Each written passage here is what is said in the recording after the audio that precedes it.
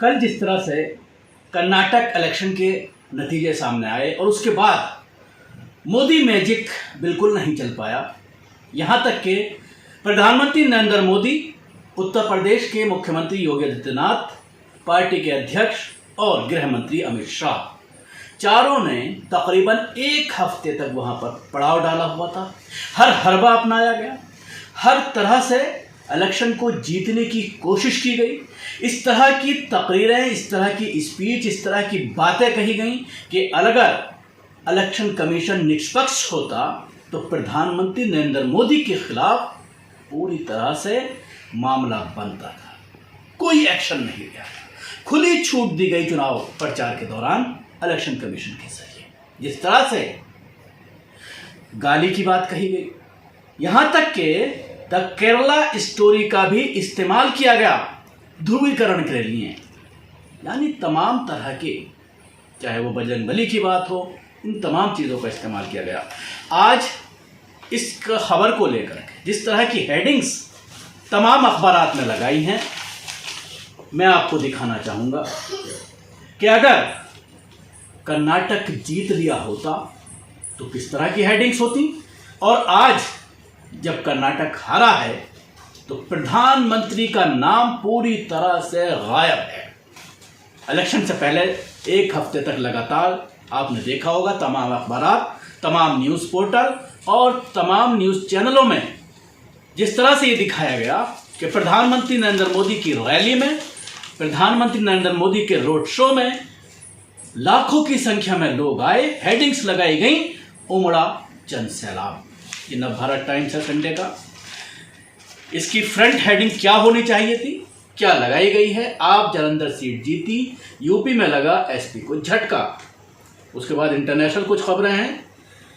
उसके बाद जब आप पेज खोलते हैं तो उसके बाद ये खबर लगाई गई है कर्नाटक इलेक्शन की, जिसमें आप अपने टीवी स्क्रीन पर देख रहे होंगे कि कांग्रेस को स्पष्ट बहुमत, बीजेपी के हाथ से एकमात्र दक्षिणी राज्य भी खिसका, कांग्रेस के हाथ आया कर्नाटक। कितनी इजी हेडिंग लगाई गई है, कोई श्रेय नहीं किसी को, ना राहुल गांधी को, ना प्रियंका गांधी को, ना सोनिया गांधी को। राहुल और प्रियंका का फोटो तो जरूर यहां पर लगाया हुआ है, लेकिन स्पष्ट बहुमत, अगर ये उल्टी होती खबर तो होता प्रधानमंत्री का चला मैजिक, सुपड़ा साफ कांग्रेस का। एक बार फिर 2024 में बनेंगे प्रधानमंत्री नरेंद्र मोदी। प्रधानमंत्री नरेंद्र मोदी ने दिलाई स्पष्ट बहुमत, प्रधानमंत्री नरेंद्र मोदी के जुमले आए काम। इस तरह की हेडिंग्स होती। उसके साथ ही एक चीज और आप देखेंगे कि कौन बनेगा सीएम, शिव या सिद्धा। इस तरह की हेडिंग्स लगा करके ये एक तरह से सियासत करने की कोशिश इन अखबारात के जरिए।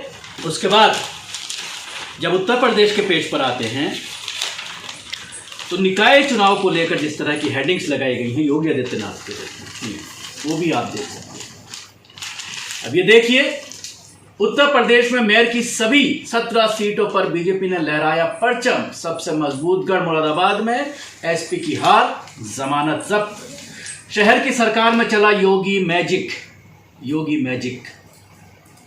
लेकिन अगर आप इसके तह में जाते हैं, पूरी तरह से इसका विश्लेषण करते हैं आप इस चुनाव का, शहरों के अलावा अगर आप बात करते हैं, कई हजार सीटों पर चुनाव था, सभासद वगैरह को मिला करके 33% का आंकड़ा भी पार करने में नाकाम रही है बीजेपी।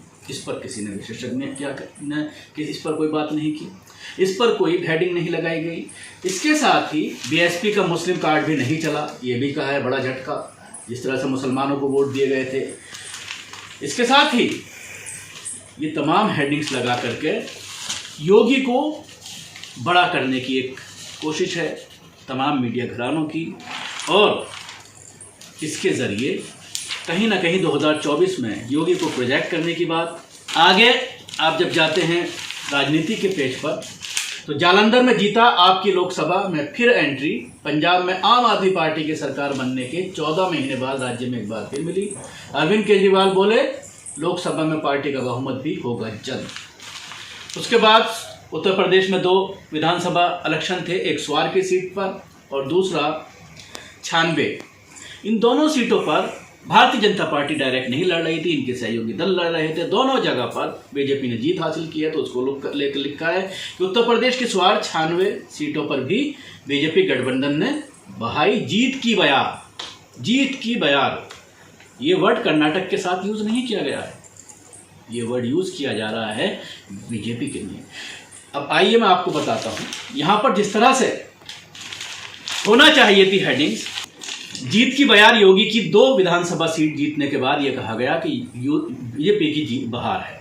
लेकिन कर्नाटक में ऐतिहासिक जीत हुई है, और ये मैं ऐसे ही नहीं कह रहा हूं, आप अपने टीवी स्क्रीन पर यह आंकड़े देख सकते हैं कि 1994 के बाद लगातार जितने भी इलेक्शन हुए हैं उसमें 136 सीटों पर पहली बार कोई सरकार पहुंचने में, कोई पार्टी पहुंचने में कामयाब रही है।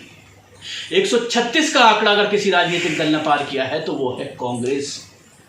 इतनी बुरी हार, और बीजेपी जिस तरह से सिमट कर रह गई है 65 सीटों पर, बड़ा नुकसान है भारतीय जनता पार्टी के लिए। लेकिन उसको लेकर किसी तरह की हेडिंग्स नहीं लगाई गई। आपको मैं दिखाना चाहूँगा 1994 में 115 जेडीएस की, 1999 में 132 एसएम कृष्ण कांग्रेस की, 2004 में येदियुरप्पा बीजेपी, 2009 में येदियुरप्पा बीजेपी, 2013 में 122 सिद्धरामैया कांग्रेस, 2018 में 104 येदियुरप्पा बीजेपी, और 2023 में अकेले कांग्रेस की सरकार बनी है। 136 सीटें कांग्रेस ने हासिल की हैं। तो ये सारी चीजें दिखाकर के मैं आपको बताना चाह रहा था कि किस तरह से खेल मीडिया में चल रहा है। कल से ही मोदी गायब है। अगर कर्नाटक जीता होता तो प्रधानमंत्री नरेंद्र मोदी, अमित शाह और जेपी नड्डा के साथ साथ तमाम मंत्री बीजेपी मुख्यालय में जाकर के जश्न मनाते। वहां पर एक बड़ा भाषण दिया जाता प्रधानमंत्री नरेंद्र मोदी के जरिए, और कहा जाता कि 2024 अब दूर नहीं है। एक बड़ा डेवलपमेंट और कल आपने देखा होगा, कर्नाटक हारते ही ब्रिजभूषण शरण को 15 दिन से जिस तरह से पहलवान बैठे हुए हैं, कोई एक्शन नहीं लिया जा रहा था। कर्नाटक में करारी हार के बाद उसको तुरंत हटा दिया जाता है। ये कई ऐसे सवाल हैं, और बात यह भी आ रही है कि कल से पहले यानी परसों ही ये फोन करके तमाम न्यूज चैनल्स को बता दिया गया था कि अगर प्रधानमंत्री नरेंद्र मोदी के इतने रोड शो करने के बाद, इतनी नौटंकी करने के बाद, हिंदू मुस्लिम करने के बाद अगर पार्टी हारती है तो आपको उत्तर प्रदेश के इलेक्शन पर फोकस करना है, निकाय चुनाव पर फोकस करना है। बड़ा सवाल, क्या एक बड़े राज्य का रिजल्ट बड़ा हो गया उत्तर प्रदेश निकाय चुनाव से, और फिर योगी मैजिक के बाद प्रधानमंत्री के ऊपर कोई जिम्मेदारी नहीं तय की गई। ये तमाम ऐसी चीजें हैं, कई सवाल खड़े करते हैं, और ये मीडिया का घिनौना चेहरा सामने लाते हैं। शुक्रिया। आपको हमारी ये कोशिश कैसे लगी जरूर बताएं। हमारे YouTube चैनल को सब्सक्राइब करना ना भूलें, इसके साथ ही बेल आइकन जरूर दबाएं। अगर आप ये वीडियो फेसबुक पर देख रहे हैं तो पेज को लाइक करें, उसके साथ ही फॉलो भी करें। धन्यवाद।